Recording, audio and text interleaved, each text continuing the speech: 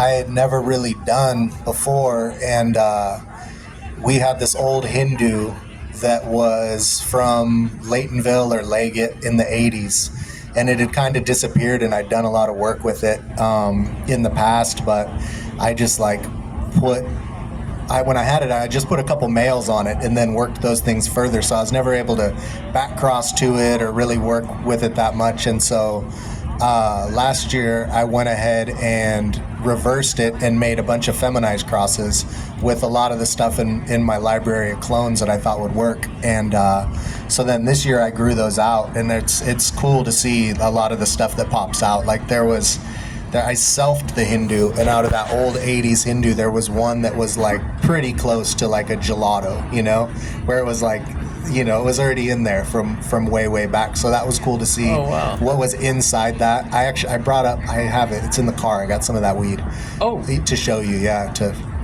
How many did you grow out from the S1? I did I planted about 100 and a little over. So 106. It was 3 flats.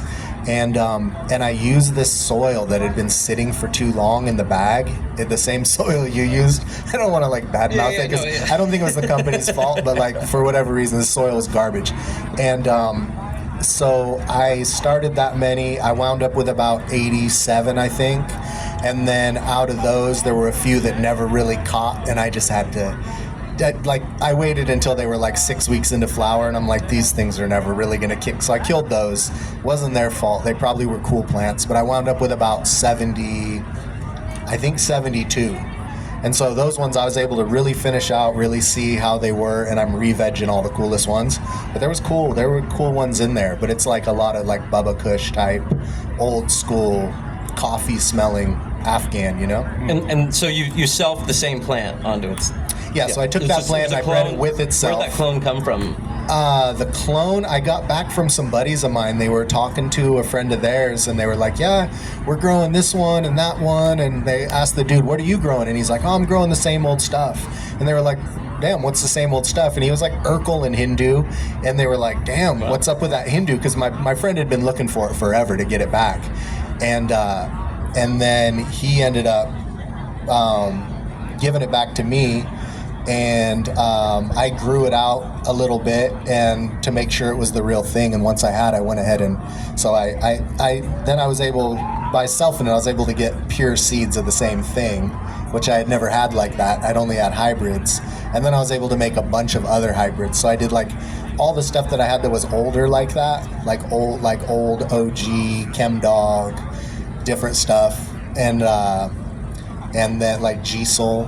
And then I crossed it with like the lime and stuff like that, and then I went through all those, and those are super cool. I brought up seeds. I have some seeds of some of those over here, and then I did bring up some of that weed too. But like I said, it's in the car. I go grab it and sneak it in. So selfing, where you take 2 clones of the same clone, or however many you're going to grow out, and you stress one out to reverse. There's different sprays that you can use, and then you get actual male pollen coming from a female plant. If you put those together, then you can actually look through what's inside of that one clone, and you can see what recessive things are actually locked inside there too. How did that pool look like to you? Like, was there like half of them similar? Were there some that were just completely different recessive or yeah, it was like all in the ballpark of what you would expect. There were a couple with a little bit thinner leaves, but then they came out being like the same kind of weed. You could tell that when they had made the original thing, they'd probably used 2 things. One that was like an extreme broadleaf, like squat, fat, chunky indica with like the real like bright green weed and the real heavy resin and not a whole lot of smell. And then the other side of it was like a little bit more narrow, a little more purple, and with more like acrid, funky, like gassy coffee, like cushy smell. And so like right in the middle, the ones that fall right in the middle were kind of like the best. And that's what they had cloned. So whoever had the original seeds probably either they didn't have many and they just kept one and it worked, or they grew them out, and you could kind of tell, like, the one that's the famous clone was the one that was the middle ground with the best of both worlds. Did you make a clone selection out of the group this year?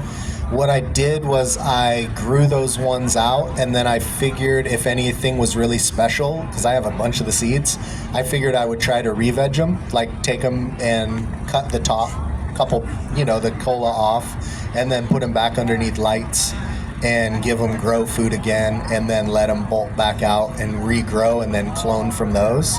That way I didn't have to clone them if it turned out none of them were as good as the mom. But out of those 72 or however many I had, I ended up keeping 16.